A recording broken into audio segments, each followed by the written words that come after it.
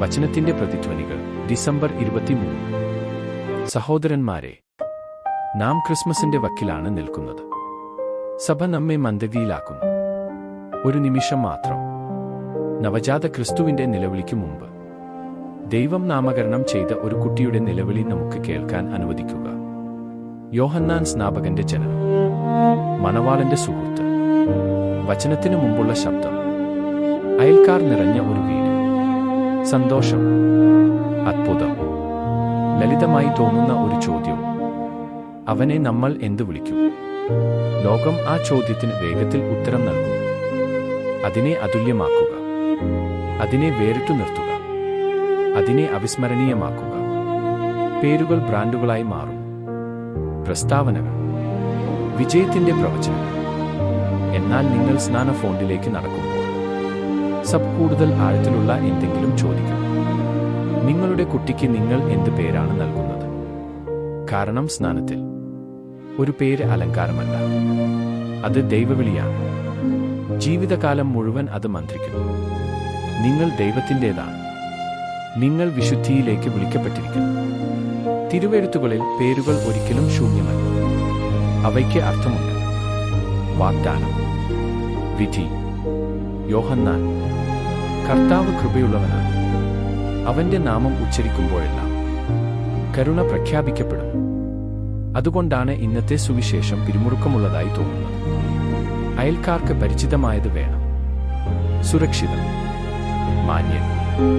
അവനെ സെഖര്യാവ് എന്ന് വിളിക്കുക. അവന്റെ പിതാവിന്റെ പേര്. പാരമ്പര്യം അനുസരിച്ച്. എന്നാൽ സ്വർഗം ഇതിനകം സംസാരിച്ചു കഴിഞ്ഞു. എലിസബത്ത് ശാന്തവും ധീരവുമായ ഒരു വാക്കിൽ പറയുന്നു. അവനെ യോഹന്നാൻ എന്ന് വിളിക്കുന്നു. മുറി എതിർക്കുന്നു. നിങ്ങളുടെ കുടുംബത്തിൽ ആർക്കും ആ പേരില്ല. അപ്പോൾ സെഖര്യാവ് ടാബ്ലറ്റ് എടുക്കുന്നു. ഇപ്പോഴും സംസാരിക്കാൻ കഴിയുന്നില്ല. അവൻ എഴുതുന്നു. അവന്റെ അഭിപ്രായമല്ല, ജനക്കൂട്ടത്തിന്റെ ആഗ്രഹമല്ല, പക്ഷേ അനുസരണം. അവന്റെ പേര് യോഹന്നാൻ. ഉടനെ അവന്റെ വായ തുറക്കപ്പെടുന്നു. അവന്റെ നാവ് അയഞ്ഞിരിക്കുന്നു. അവൻ ദൈവത്തെ സ്തുതിക്കുന്നു. അവിശ്വാസം അവന്റെ ചുണ്ടുകളെ അടച്ചു. അനുസരണം അവരെ തുറക്കുന്നു. ഇത് ആഗമനകാലമാണ്. മെഴുകുതിരികളും അലങ്കാരങ്ങളും മാത്രമല്ല. എന്നാൽ അവസാന വാക്ക് ദൈവത്തിന് നൽകട്ടെ. നമ്മുടെ പദ്ധതികൾക്കും നമ്മുടെ ഭയങ്ങൾക്കും നമ്മുടെ കുട്ടികൾക്കും മുകളിൽ പോലും ദൈവം നമ്മെ വീണ്ടും നാമകരണം ചെയ്യാൻ അനുവദിക്കുന്നു. നീ എന്റേതാണ്. നിന്നോട് ക്ഷമിക്കപ്പെട്ടിരിക്കുന്നു. നിന്നെ അയച്ചിരിക്കുന്നു.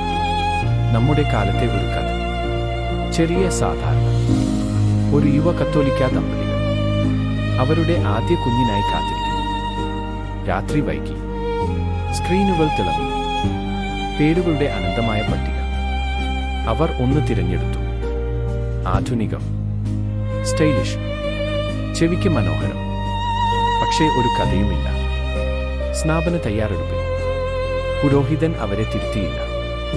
അദ്ദേഹം ചോദിച്ചു സൗമ്യമായി, നിങ്ങളുടെ കുട്ടി ഒരു ദിവസം കുഴപ്പത്തിലാകുമ്പോൾ ഏത് വിശുദ്ധനോട് അവളോടൊപ്പം നടക്കാൻ നിങ്ങൾ ആവശ്യപ്പെടുന്നു? ഈ പേര് എന്തിനാണ് നിങ്ങൾ അവൾക്ക് നൽകിയതെന്ന് അവൾ ചോദിക്കുമ്പോൾ 2025 അത് മനോഹരമായി തോന്നി എന്നതിനപ്പുറം നിങ്ങൾക്ക് കൂടുതൽ പറയാൻ കഴിയുമോ?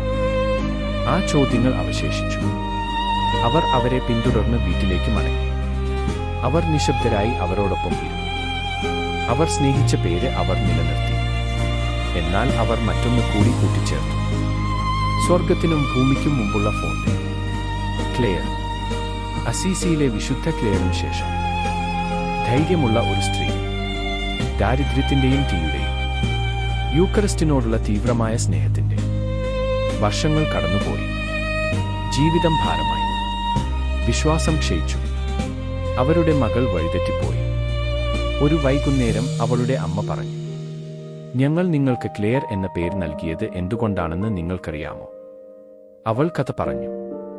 ക്രിസ്തുവിനോട് പറ്റിച്ചേർന്ന ഒരു വിശുദ്ധന്റെ. ഇരുട്ടിൽ അവനെ വിശ്വസിച്ചവൻ. ഒരിക്കലും ഉപേക്ഷിക്കാത്തവൻ. ആ സംഭാഷണം എല്ലാം ശരിയാക്കിയില്ല. പക്ഷേ അത് ഒരു വാതിൽ തുറന്നു. ഒരു പടി പിന്നോട്ട്. പിന്നെ മറ്റൊന്ന്. കുമ്പസാരം. യൂക്കറിസ്റ്റ്. പ്രാർത്ഥന. അധിക നാമം. ഏകദേശം മറന്നുപോയത്. ഒരു കയറായി മാറി. നേർത്തത്, നിശബ്ദം, ശക്തം. അത് അവളെ ക്രിസ്തുവിലേക്ക് തിരികെ വലിച്ചു. സഭ സൗമ്യമാണ്, പക്ഷേ വ്യക്തമാണ്. അവൾ ഒരു വിശുദ്ധന്റെ പേര് ആവശ്യപ്പെടുന്നില്ല. പക്ഷേ ഒരു നാമം വിശ്വാസമില്ലാത്തതായിരിക്കരുതെന്ന് അവൾ ആവശ്യപ്പെടുന്നു. ക്രിസ്തീയ പ്രത്യാശയ്ക്ക് അന്യമല്ല. കുറഞ്ഞത് ഒരു പേരെങ്കിലും. വേരൂന്നിയതാണ്. നങ്കൂരമിട്ടത്. ഒരു സ്വർഗീയ സുഹൃത്ത്. അപൂർവമായിരിക്കുക എന്ന് വിളിച്ചു പറയുന്ന ഒരു ലോകത്തിൽ സഭ മന്ത്രിക്കുന്നു, വേരൂന്നിയതായിരിക്കുക. ഈ സുവിശേഷം കുഞ്ഞുങ്ങളെക്കുറിച്ചല്ല.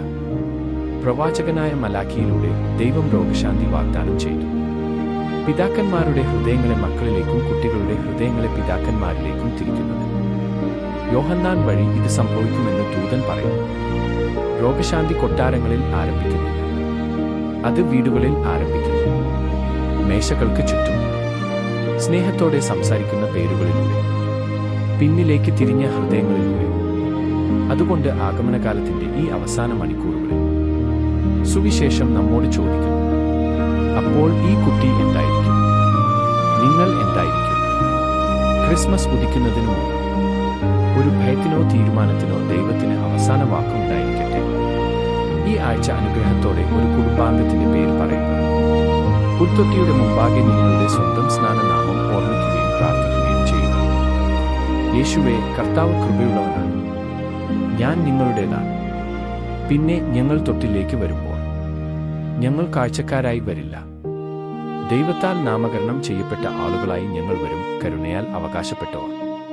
പിന്നീടുള്ള ഹൃദയങ്ങളോടെ യോഹന്നാന്റെ നാമം പോലെ നമ്മുടെ ജീവിതങ്ങളും നിശബ്ദമായി ലോകത്തോട് പ്രസംഗിക്കും. കർത്താവ് കൃപയുള്ളവനാണ്. ആമേൻ. Ho ho, before you go, a quick Christmas thank you. Thank you for listening to the Echoes of the Word today. If this blessed you, would you?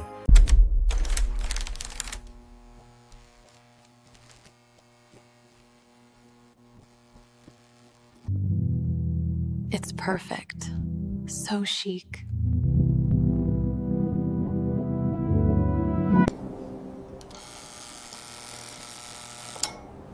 Style is a hollow vessel for a storm. When the storms hit her, which saint walks beside her? Will your answer be, "It sounded nice in 2025"? It's just a name, Father.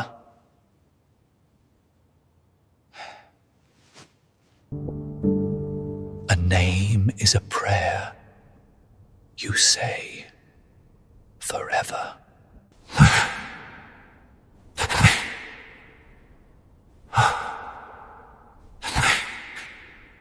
And Claire.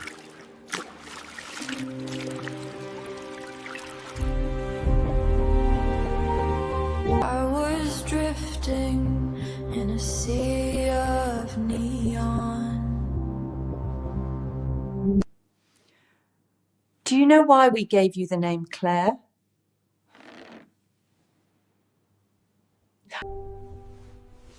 She chose poverty to find the truly rich path.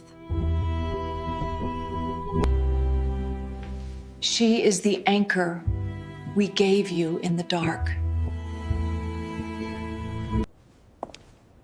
And it finally pulled me home. Mauvais flow.